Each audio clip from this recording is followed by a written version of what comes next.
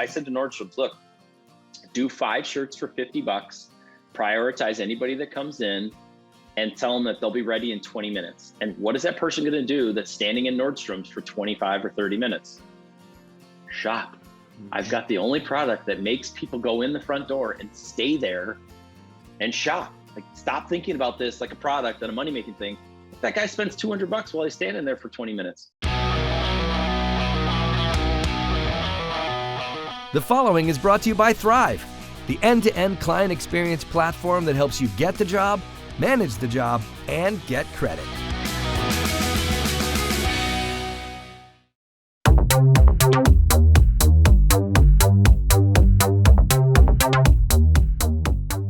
Hey, this is Gordon Henry at Winning on Main Street, and this week we're fortunate to meet Rob Kessler. Welcome to the show, Rob. Hey, Gordon, how are you? Great, and great to have you on the show. So quick intro on Rob. Rob is the inventor of the $1 Million Collar. He comes from a family of entrepreneurs, and he got into sales and real estate at a young age. When he was in his early 20s, Rob was one of the top real estate salespeople in Wisconsin. From there, working out of a spare bedroom in his house, he built a $1 million screen printing business, which he sold. And then one day, Rob discovered the $1 Million Collar. How he discovered the $1 Million Collar is a great story, which I'll let Rob tell you.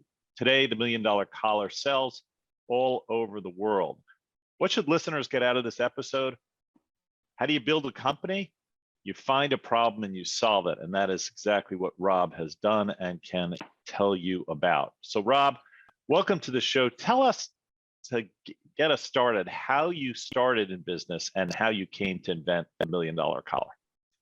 I was fortunate that my dad was kind of a hard ass, I guess. He taught us, actually, when we were pretty young, we'd have school lunch that we had to buy. Well, he gave us money on Sunday night, and it was $2.50 a day or whatever it was, but he gave us the whole week's worth on Sunday night, said, here you go.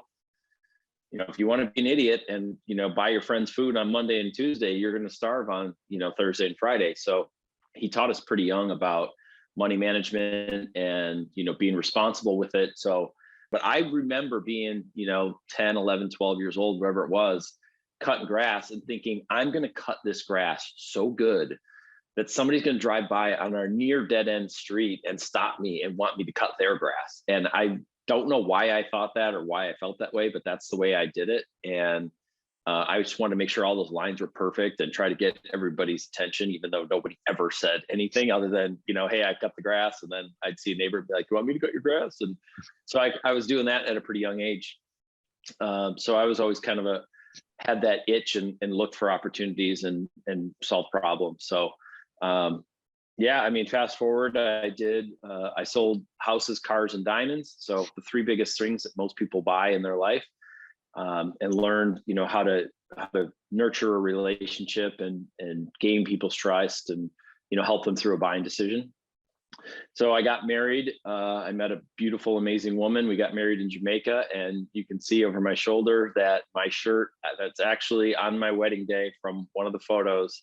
It was just a sloppy, crumbled mess. It was a brand new 1MX, the best-selling dress shirt in America, from Express, and freshly pressed. I didn't even make it 30 minutes before I could say I do. It was just all crumbled and looked terrible. So I came home from Jamaica after looking at my wedding photos and said, I gotta do something about this. So I searched all over the internet to see if there was any solution out there, and everything was around the collars, like, the magnetic collar stays, and it was all collar stuff. And I was like, that's not the problem. The problem is down here in the buttons and the holes. And so I took what I knew, which was a collar stay, and I made it 9 inches long, and I shoved it down the front of the shirt. I said, this is what I want.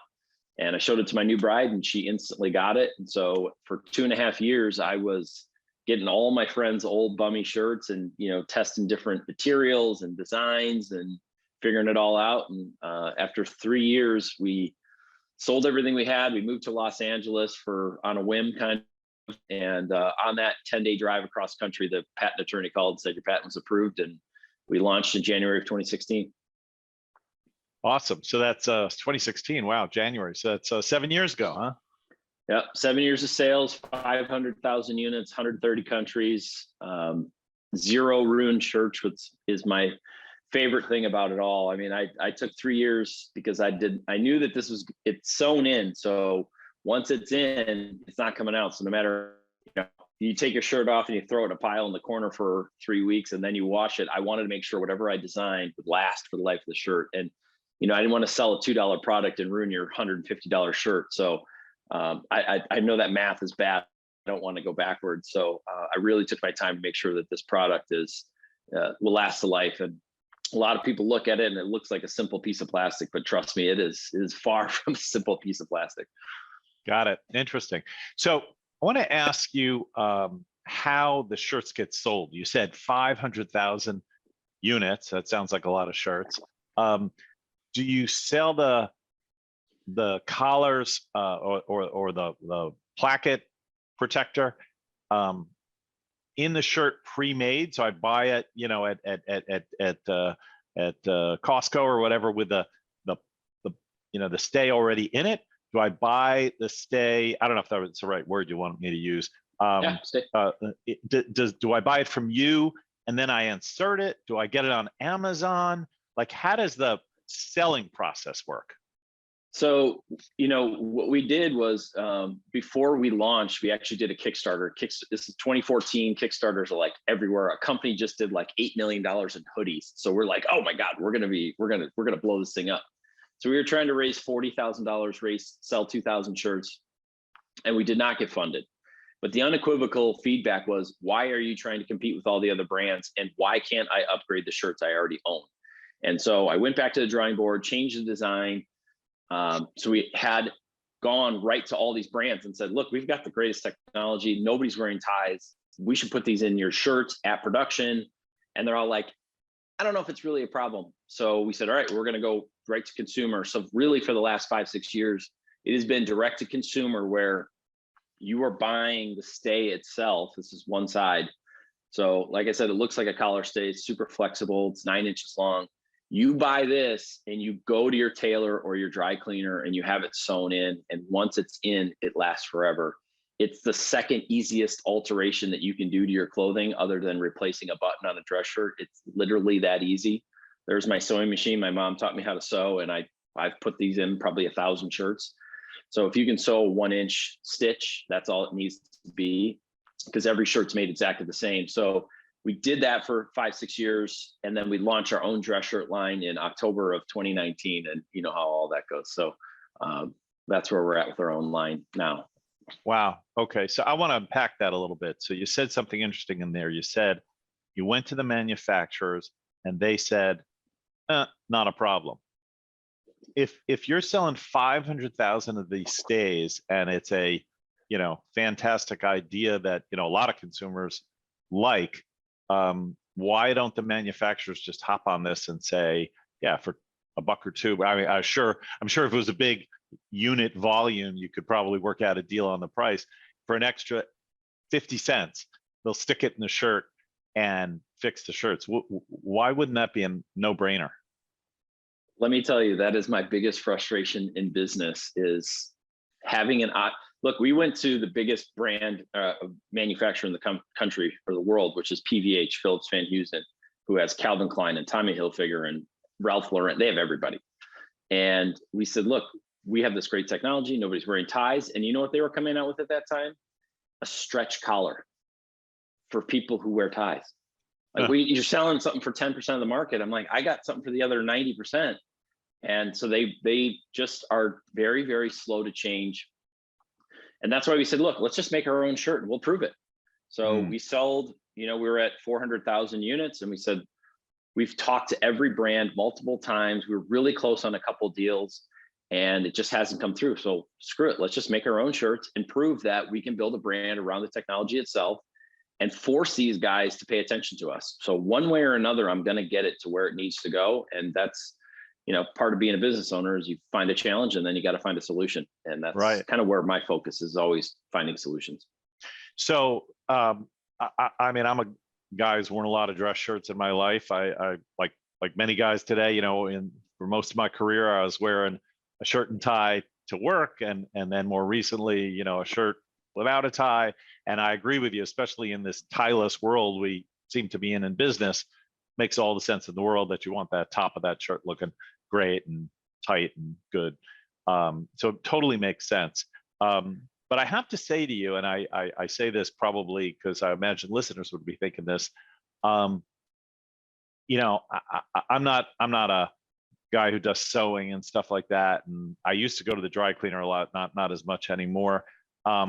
It seems like a lot to ask someone to take their shirts to the dry cleaner with these stays and get them, you know, pay to get them inserted and everything like that. Do you have resistance on the sort of friction of getting this done? Or people are like, yeah, this is totally worth it. You know, it's great. Yeah, 1,000%. I mean, I knew that going in that was going to be an issue, which is funny because of the other 129 countries you sold in, tailoring and alterations is not a big deal. Like everybody around the world, they go buy a shirt and then they go get it tailored to fit right. Like that's just the process. Interesting. And so I said, all right, I know that this installation is a pain in the butt. So we've spent probably 50 grand going to dry cleaning trade shows and trying to talk to dry cleaners and say, look, the smallest dry cleaner in America has 200 people a day walking through the front door. Your customer cares enough about the way they look that they're paying you to clean their clothes and press them. This is an easy alteration. It's an easy upsell for you. For the guy that's making 25 cents laundering a shirt, you know, for a one-time $10 charge, you could make some pretty good money and keep those guys coming back and happy. You know, we're in 650 dry cleaners and tailors now, but it's just not their priority. They just don't really, it's just not been a thing. So that's why we're like, look, okay, we'll do that. We went that route for a couple of years. Let's just do our own shirt and call it a day. People that are hesitant and then do it, that is our biggest champion though, because they're like, I know this is a pain in the butt, but it is so worth it. You know, we're one of the top 0.1% fashion products on Amazon. Like I said, we sold all these units knowing that process was a pain. I mean, most of the units that we've sold, I mean, I have an account with PVH and I buy all their brands and I stock all those shirts and we upgrade them so you can buy a Tommy Hilfiger shirt with it already in. But it's a lot of work for us to do. So that's why we said, let's make our own shirt and do it. So, and is there a difference if I buy like a fancier brand of men's shirt, like real fancy men's dress shirt, does that still have the same problem as the cheaper shirts that you described? Yeah, to be honest, the nicer brands, I feel like the fabric is softer and has less structure to it. So, you know, I've done $12.50 shirts. There's a custom guy in LA that does like, he only works with billionaires and his shirts are $700. And I did his shirts and he loves it. So, you know, it doesn't matter the shirt. There's just not enough structure. There's too much weight. You know, you can think about all the weight in the collar. That's what's collapsing the front of the shirt. And it doesn't matter what you do outside $1 million collar, there will never be enough structure in here, whether it's starch or the amount of interfacing or the type of interfacing. The interfacing inside of there gives it a little bit of structure when it's brand new, but the more you wash it in the water and it breaks it down, it beats it up, it just doesn't, it breaks down. And you know that shirt that you bought for $150 looks great on the first few times, and then it just gets worse and worse, and then it sits in the back of your closet because it doesn't sit the way that it should. I really was curious as I read your story, this whole thing about the manufacturers, because it just seems like such a no-brainer. Like if people want this thing, I mean, I'm sure if they did some giant deal with you, you could make those things for really, really cheap, put them in the shirts, have it, and it would protect the shirt and make it all better. It would seem like somebody would say, this is an advantage for me. That's what we thought, you know, and especially with there's really being nothing differentiating about dress shirts anymore. I mean, non-iron came out in the 1950s. That's been the biggest advancement. I mean, there's been stretch in the last few years, but that's not proprietary. Untuck, it's not proprietary. The sketchy part and the whole shitty part about the whole thing is a Calvin Klein dress shirt that sells for $70, they make for $2.75. So even if I tried to, no, $1.75, sorry, $1.75. So if I try to get 17 cents, yeah, that's 10% of their cost. They're never going to do it. I'd have to do it for, you know, they think about it like a collar stay, like this additional thing. And it's like, dude, this is a total, our customers are paying $10 to $15 per shirt. So there's added value in the product. We talked to Men's Warehouse, who has dress shirts, tailors, and salespeople in 2,000 locations. They weren't in. Nordstrom's. Like, I've got the only product that literally will make you go in. I said to Nordstrom's, look, do 5 shirts for $50, prioritize anybody that comes in, and tell them that they'll be ready in 20 minutes. And what is that person going to do that's standing in Nordstrom's for 25 or 30 minutes? Shop. I've got the only product that makes people go in the front door and stay there and shop. Like, stop thinking about this like a product and a money-making thing. If that guy spends $200 while he's standing there for 20 minutes, that's a lot better than than the tailor making his $50. He's at, like, it's ridiculous. It's the most frustrating thing, having such a differentiator, and people that get it love it, and not being able to get it where we want it to go. Not being a guy in the industry. So if I'm buying a $70 shirt that costs, what'd you say, $1.50, $2 to make, is the other $68 going into marketing? Because I know the margins on clothing are not that great. Well, margins on clothing typically are amazing. The problem is so, Calvin Klein came out with their brand. Phillips Van Heusen licenses that name to make dress shirts. And so I buy Calvin Klein shirts for $27. So they're in the middle, and then they're, PVH is selling it to Macy's for $20 and they're selling it for $70. So they're getting their 3 or 4x on it. I'm sure from the $1.75 to the $20, they're getting their margin. So it's just like watches. There's so many people in the line that have to get their margin to get it to where it needs to go. That's why these direct to consumer brands, I mean, most of those guys that come out with these smaller dress shirt brands are selling $100 shirts. I'm like, we tried that. And now you're competing with $100 shirts. I said, just give me the Express shirt. Let's make it better. We'll sell it for $40. And we're just going to make less money, but I want to sell a shit ton of shirts, and I want to get to 1,000 shirts a day and sell the company. That's my goal. Interesting. Makes sense. Well, wishing you the best of luck. It's you've obviously learned the industry inside and out. Did you know anything about shirts or menswear before you got into this business?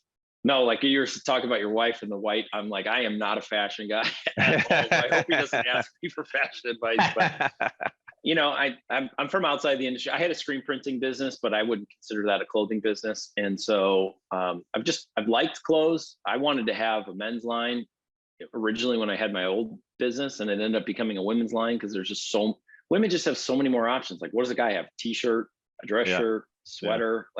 Women have dresses and blouses and like all these options. I should have asked you that question actually. Does this work for women's clothes at all? Yeah, Is this absolutely. Just 90% of dress shirts are men. So, we do sell to women, but we just don't focus our marketing on it because it's such a small margin. Yeah. I wanted to ask you about the patent real quick. So you've got a patent on this thing. Have other inventors tried to, quote unquote, rip you off and come along with things that are slightly different? And they say, I'm $1 billion collar or $100,000 collar or whatever, and try to confuse the market and steal your share. Has that been a thing?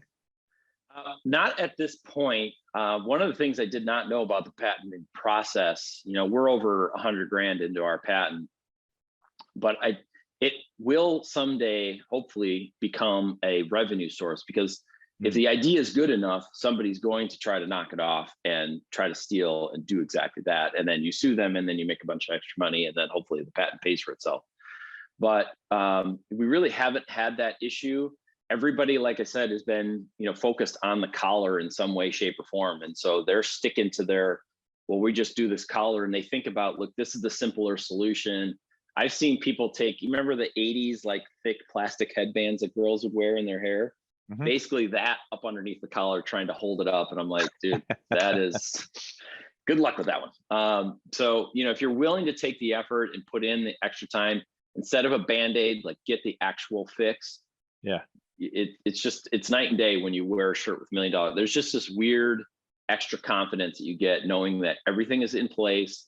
Right. The compliments that you get, like, hey man, I don't know what it is, but you just kind of look put together, and it's it's game changer. Where do you manufacture the collar stays?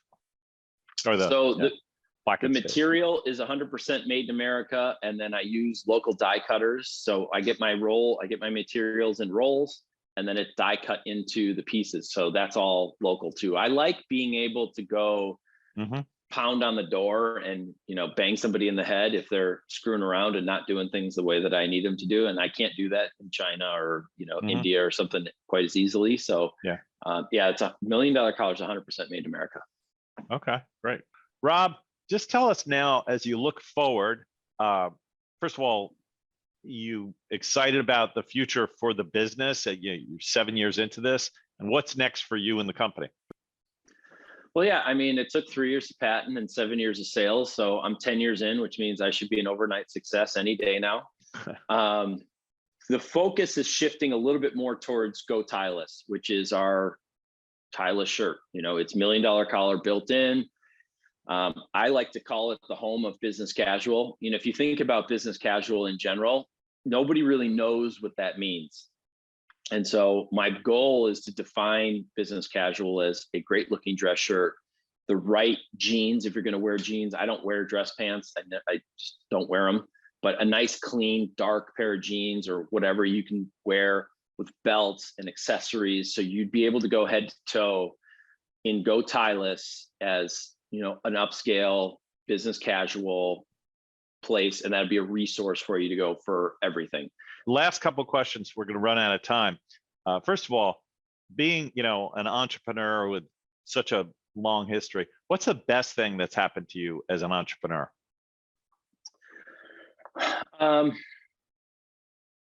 I think it's just rewarding going after it yourself. Like I said, I had my real estate license, which is totally on your own. My screen printing business was totally on my own, and having a life and building it the way that I want. When I met my wife, she was working a corporate job and hating it and just couldn't wait to get home.